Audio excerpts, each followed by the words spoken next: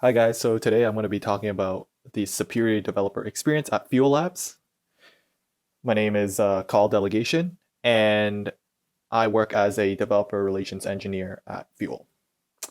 And in this presentation, I'm going to talk about what Fuel is at a high level, why you should care about developer experience, and showcase some of the unique features of Fuel, namely predicates. And so you're wondering to yourself, what is Fuel? Fuel is a modular execution layer.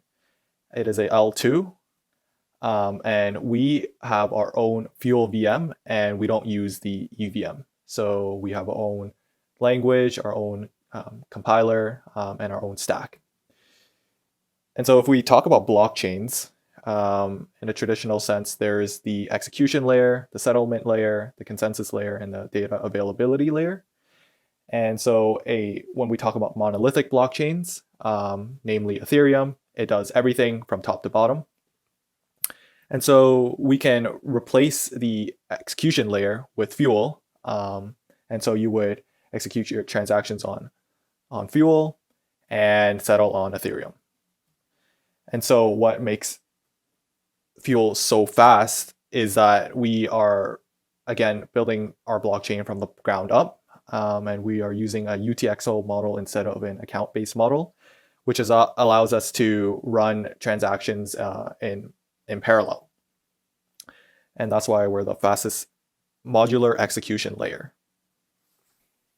So with the next piece, I want to talk about the developer experience and why you should care about the developer experience.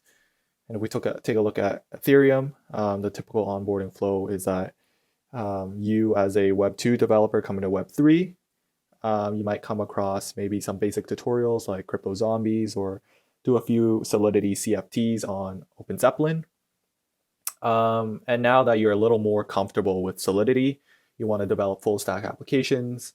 But then there's so many frameworks to choose from, like Truffle, Hardhat, Foundry, and then let's say you're pretty comfortable with Solidity now, but you notice all the shortcomings that happen with Solidity. So you move on to Viper maybe. And then when you do have your fully built out application, you would go through static analyzers like Slither, a bunch of different audit companies to choose from, and spend a bunch of money on audits. So the point I'm trying to make is that the development experience is a bit fragmented in the Ethereum world. And sometimes it can just be simply overwhelming. So let's compare it to the Fuel stack. From top to bottom, everything is made in-house. So starting from our language that targets the Fuel VM, our Swaylang, and the surrounding SDKs, the TypeScript SDK, as well as Rust SDK, and last but not least, the indexer. So you know everything works from top to bottom. And so I wanted to showcase some of the Sway code. So if you want to pause the video right now and try to identify what is wrong with this contract written in Sway, feel free to do so. But the bug is reentrancy. And reentrancy has been around since 2016, since the DAO hack, and it's still prevalent today. And over the years, it's cost our ecosystem hundreds of millions of dollars, and we're just setting that money on fire. So we can talk about the Sway compiler. Again, built from the ground up, the Sway compiler can detect reentrancy bugs at compile time. And this really helps with the developer experience because now you have Web 2 developers who are really excited about the Web 3 world. They don't have to know about all these little nuances of Solidity, all these nuances of different types of bugs that can be prevalent. That to be honest, like some audit companies might not even pick up on. And so the barrier to blockchain development just got lowered. So there are going to be less hacks in the future, less friction, and faster development overall. So right now you might be curious about Fuel, maybe you're not, but I want to showcase one more unique feature that Fuel offers, and that's predicates. So there are 4 programming types in Sway. There are your traditional smart contracts that you're probably familiar with. There's libraries, scripts, and the last thing is predicates. So what are predicates? Predicates are just simple programs that are stateless, and they can return true or false. And just to reiterate, they are just a piece of code. If you hash that piece of code, you get an address, and you can send tokens to that address. And the rules of the predicate, again, if they evaluate to true or false, you can unlock those tokens. So predicates cannot be created or deployed because they're just a hash of a piece of code into an address. And some of the properties are they can't read or access any data on chain. They can't read data from smart contracts. They can't check the date or time. They can't read the block hash or number. But what they can access is the transaction data, which is some of them include the input parameters, input coins, output coins, transaction scripts, and bytecode of the actual transactions. And you might be still asking yourself, why is this useful?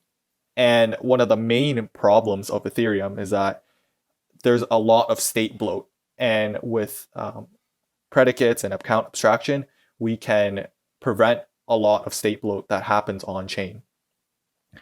Some of the limitations of predicates is that you cannot update a predicate because it's just hash of a piece of code. So anytime you rewrite the rules, you would need to remove the assets that you've put into a particular address into the new address.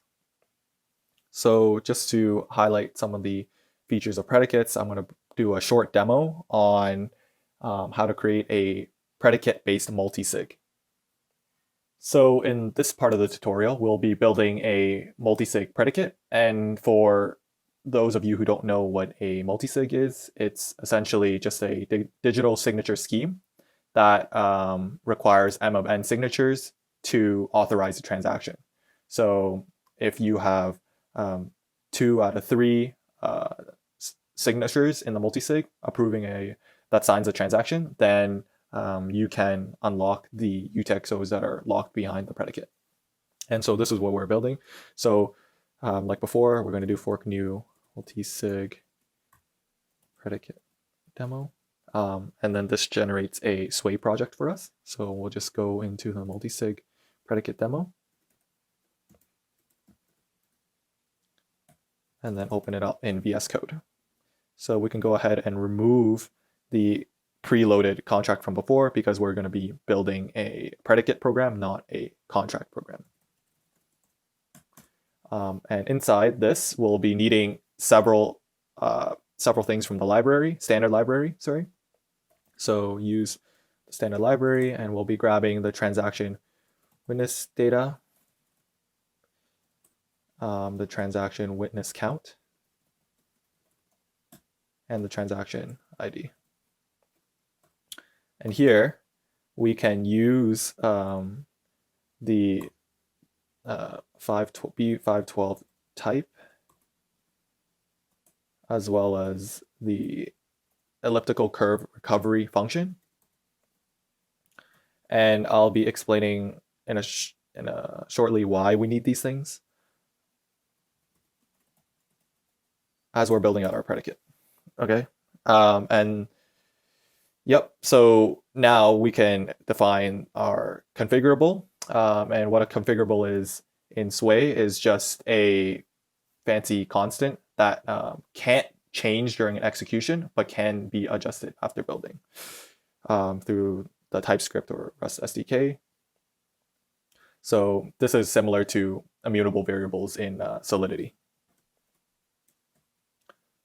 So here we can define two of the, or all 3 of the addresses that we'll be using for this multisig. And then let me just grab some of the private keys I'll be using.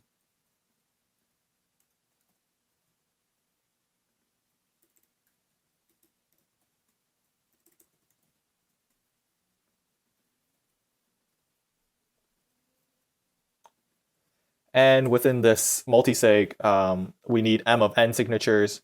So n being 3, we've defined 3 signature or 3 public keys in this multisig, and we would probably require 2 out of the 3 to sign in order to unlock some of these tokens that are inside this predicate.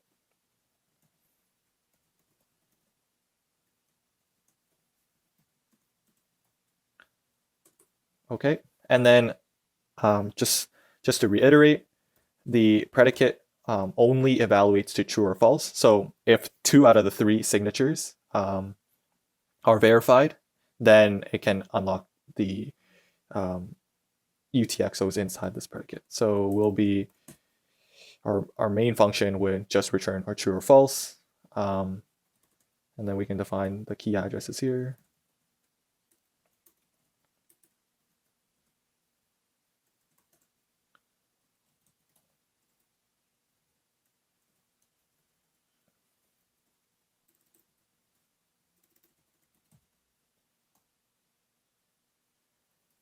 Okay, and the next step is to define some of these mutable variables. So one of the edge cases is that we don't want, let's say, 2 of the input, like one of the public keys signs the transaction twice. So we want to make sure that the input witness data in the transaction is unique. So we'll be keeping track of that, and we'll also be keeping track of all the valid signatures that are coming in, as well as the transaction signature count.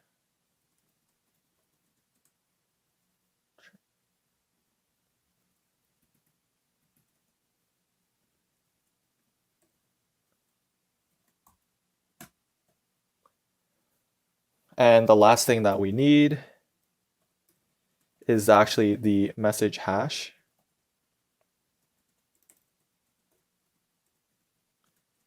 That is the transaction ID. Okay, so we're going to loop through the transaction count, and once we've hit 0, then we can exit and check all the transactions, check all of the signatures to make sure that there's enough valid signatures, unique valid signatures.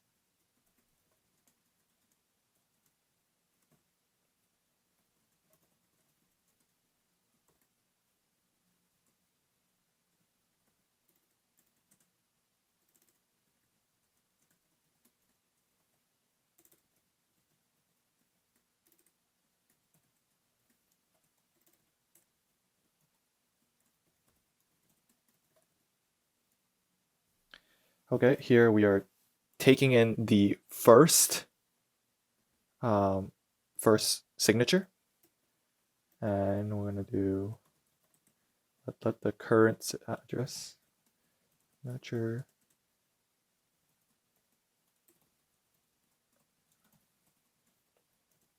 So we're making sure that the signed message matches with one of these private keys here.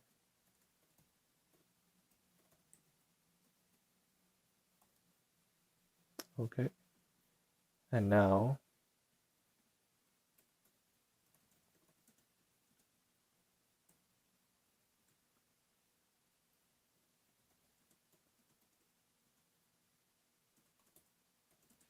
if the current address signature,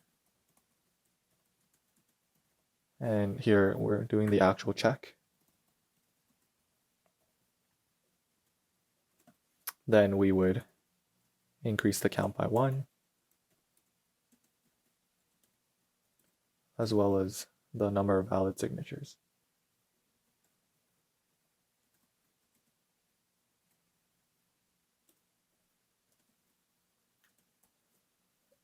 And that's it. So all we have to do now is to check if the signatures are unique, as well as ensuring, of course, that M of n signatures are present to unlock these UTXOs.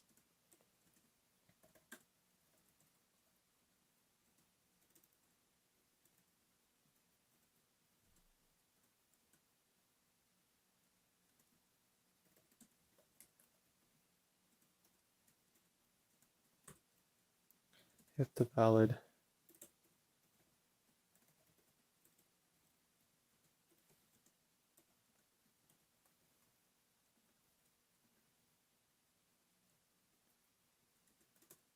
so if all of this is good, then we will return true. If it's not, we simply just return false. And for those of you who have been following along, if you guys are having any issues with compiling the predicate here, please refer to the GitHub in the QR code to continue to the next step. Okay, now that we've written our predicate, we can simply just do the exact same as we did with any other contract or program type. We simply just run fork build, and it returns us a predicate root, which is just a hash of this code that we have written.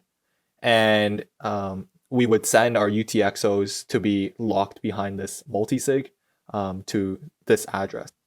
I want to highlight some of the other applications that are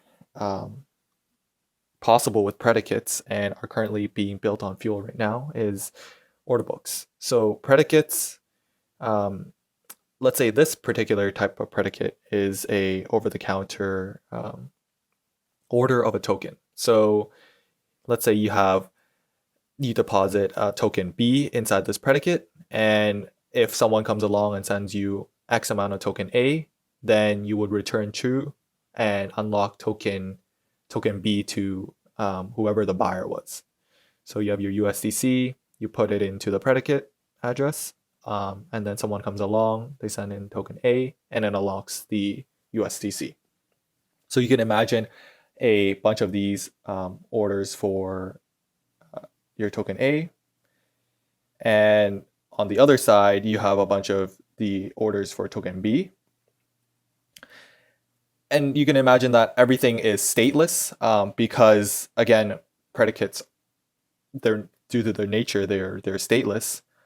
You can do all the matching of all of these orders off chain, which can save a ton of resources.